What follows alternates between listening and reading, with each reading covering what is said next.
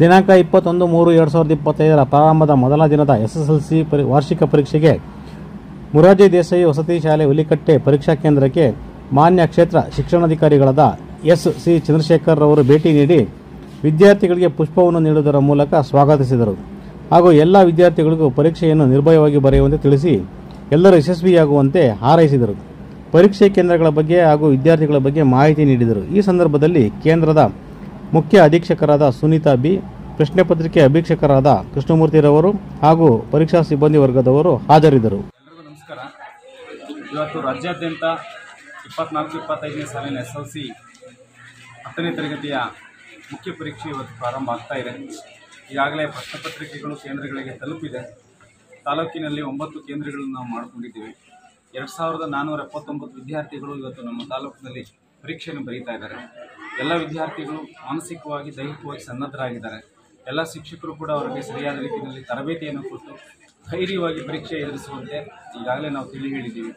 ಹಾಗೆಯೇ ವಿದ್ಯಾರ್ಥಿಗಳಲ್ಲೂ ಕೂಡ ತುಂಬ ಉತ್ಸುಕರಾಗಿ ಶಾಲೆಯ ಪರೀಕ್ಷಾ ಕೇಂದ್ರಗಳಿಗೆ ಬಂದು ಈಗಾಗಲೇ ಅವರು ಎಲ್ಲೆಲ್ಲಿ ಯಾವ್ಯಾವ ನಂಬರ್ ಎಲ್ಲೆಲ್ಲಿದೆ ಅನ್ನೋದನ್ನ ನೋಡ್ಕೊಳ್ತಾ ಇದ್ದಾರೆ.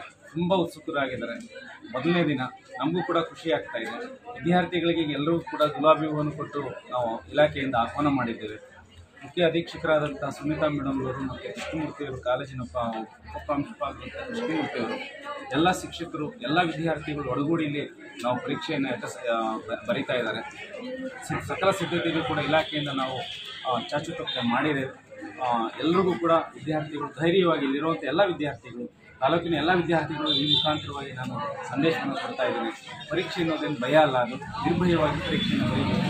ನಮ್ಮ ತಾಲೂಕಿನ ಫಲಿತಾಂಶ ಹೆಚ್ಚಿಸಲಿಕ್ಕೆ ನೀವು ಎಷ್ಟೆಲ್ಲ ಶ್ರಮ ಪಟ್ಟಿದ್ದೀರಿ. ಹಾಗಾಗಿ ಆ ಶ್ರಮಕ್ಕೆ ತಕ್ಕಂಥ ಫಲ ಸಿಕ್ಕಲಿ ಅಂತ ನಾನು ಕೂಡ ಹಾರೈಸ್ತೇನೆ. ಹಾರೈಸೋದ್ರ ಜೊತೆಗೆ ಪೋಷಕರ ಆಶೀರ್ವಾದ, ಗುರು ಹಿರಿಯರ ಆಶೀರ್ವಾದ ಮತ್ತು ಶಾಲೆಯ ಎಲ್ಲ ಸಿಬ್ಬಂದಿ ಮಿತ್ರರ ಆಶೀರ್ವಾದ ನಿಮ್ಮೆಲ್ಲರೂ ಇರಲಿ. ಉತ್ತಮವಾಗಿ ಪ್ರಶ್ನೆಗಳನ್ನು ಸುಮಾರು ಒಂದು 15 ನಿಮಿಷಗಳ ಕಾಲ ಓದಬೇಕಾಗತ್ತೆ. ಓದಿ ನಂತರ ಬರುವಂಥ ಉತ್ತರಗಳನ್ನು ಚೆನ್ನಾಗಿ ಬರೀರಿ. ಧೈರ್ಯವಾಗಿ ಪರೀಕ್ಷೆಯನ್ನು ಎದುರಿಸಲಿಕ್ಕೆ ನಾನು ಎಲ್ಲ ನನ್ನ ವಿದ್ಯಾರ್ಥಿಗಳಿಗೆ ಹಾರೈಸ್ತೇನೆ. ಮುಖಾಂತರವಾಗಿ ಶುಭವನ್ನು ಕೋರ್ತಾ ಇದ್ದೇನೆ. ಧನ್ಯವಾದಗಳು.